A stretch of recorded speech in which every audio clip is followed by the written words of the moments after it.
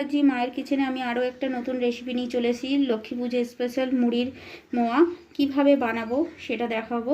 তার আগে বলবো, আমার চ্যানেলটাকে এখনও যারা সাবস্ক্রাইব করেননি অবশ্যই সাবস্ক্রাইব করবেন, লাইক করবেন এবং শেয়ার করবেন। চলে আসি রান্নায়। এখানে আমি একটা কড়াই বসিয়ে দিয়েছি গরম করতে।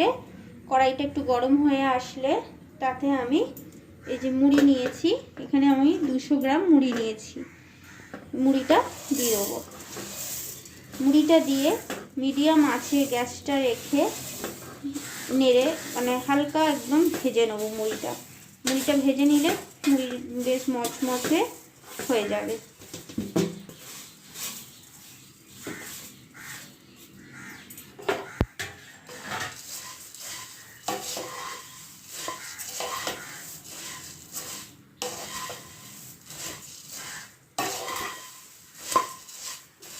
মুড়িটা আমি মিডিয়াম আঁচে 5 মিনিট মতো ভেজে নেব। মুড়িটা আমার এখানে ভাজা হয়ে গেছে, আর এই দেখুন ভেঙে যাচ্ছে কেমন।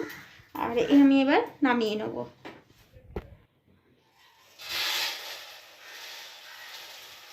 নামানো হয়ে গেছে। কড়াটা এবার আমি একটু মুছে নেব। প্রথমে আমি একটু জল দিয়ে দেবো।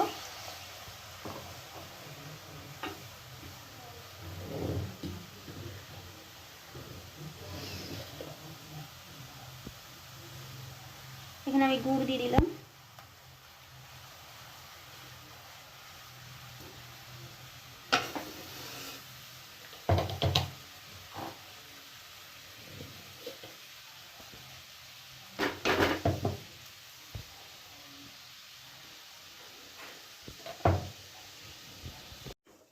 গুড়টাকে ভালো করে জাল দিয়ে নেবো। দিয়ে 1 তার থেকে 2 তারের মতো যেই হবে তখন গ্যাসটা অফ করে দেবো। দেখুন গুড়টা অনেকটা জাল দেওয়া হয়ে গেছে, আর আমি দেখিয়ে দেবো 1 তার মতো হয়ে এসছে। একটু ঠান্ডা হলে আমি হাত দিয়ে চেক করব।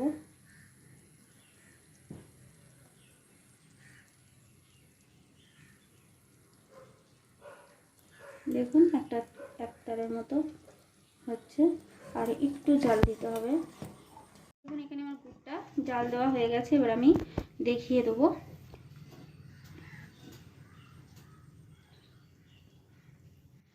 দেখুন একটা তার কেমন হয়ে রয়েছে। আমার এখানে গুড়টা হয়ে গেছে, এই যে আমি বুঝে গেছি। এবার আমি গ্যাসটা অফ করে দেবো, দিয়ে 1 থেকে 2 মিনিট মতো ঠান্ডা করে নেব। করে তারপরে মুড়িটা দিয়ে ভালো করে গুড়ের সাথে মিশিয়ে নেব।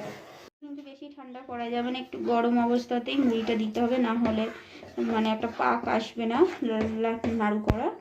এবার আমি অল্প অল্প মুড়ি দিয়ে গুড়ের সাথে মিশিয়ে নেব।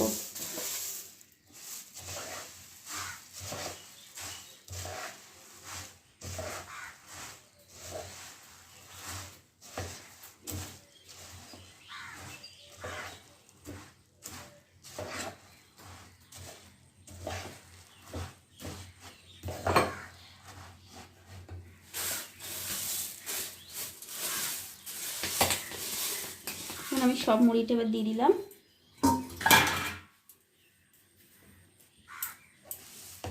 দিয়ে ভালো করে মিশিয়ে নেব।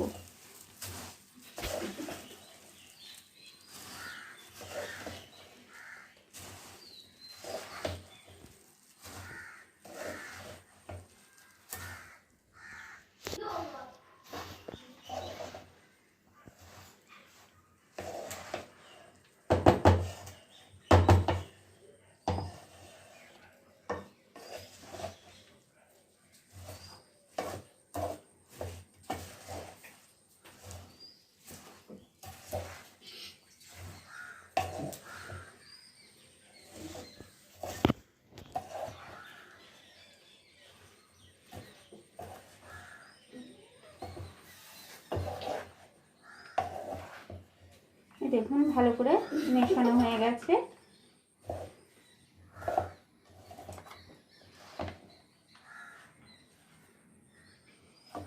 এবার আমি নাড়ুর আকারে সবকটা করে নেব। দেখুন আমি মুড়ির মোয়া করছি, কত সুন্দর গোল গোল হয়ে গেছে মোয়াটা। আমি অলরেডি করে রেখেছি 2-3টে। আর এটা কিন্তু একটু গরম অবস্থাতেই করতে হবে, না হলে মোয়াটা হবে না, পাকটাই আসবে না।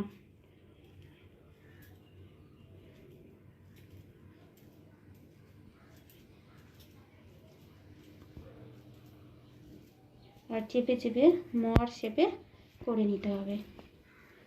এই দেখুন হয়ে গেছে, একটু হাতে জল লাগিয়ে নেব। আর গরম লাগলে আমি আর একটা পদ্ধতি দেখিয়ে দিচ্ছি, এরকম থালাতে রেখে একটু ঘুরিয়ে ঘুরিয়ে নেবেন।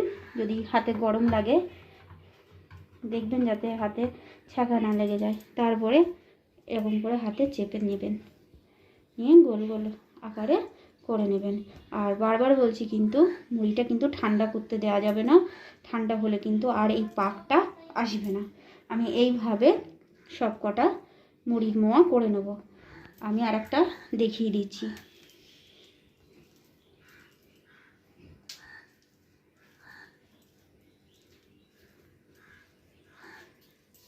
দেখুন কত সুন্দর মুড়িটা মোয়াটা হয়ে যাচ্ছে। এইভাবে আমি সব মুড়ির মোয়া করে নেব। খুব সহজে কত ভালোভাবে মুড়ির মোয়াগুলো করলাম। আর এই দেখুন, আমার রেসিপিটা কেমন লাগলো অবশ্যই আমাকে কমেন্টে জানাবেন, লাইক করবেন, শেয়ার করবেন, আর অবশ্যই কিন্তু সাবস্ক্রাইব করতে ভুলবেন না। নমস্কার।